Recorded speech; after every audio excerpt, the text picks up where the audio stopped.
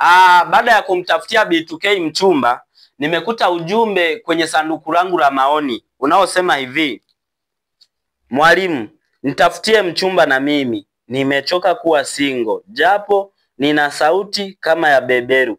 Je, huyo mwanafunzi mwenye sauti kama ya beberu humu darasani ni nani? Kumbe Zuchu wewe ndo una sauti kama ya beberu.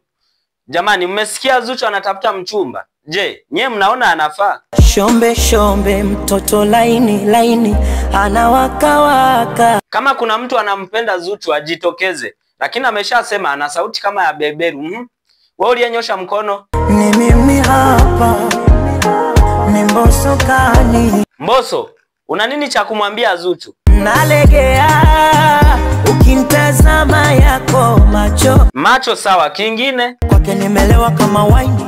Tilalila. Kabla hujaingia kwenye mahusiano na Zuchu, kipi upendi Zuchu aje akifanye? Na kutadhalisha, simu za usiku punguza. Unamwahidi nini endapo akifanya kama unavyotaka wewe? Kijora cha mkopo, futa la nazi ujipare hani. Oho, kumbe kijora chenye cha mkopo. Hapo sitamkopesha na yeye ili upate hela kulipia hicho kijora.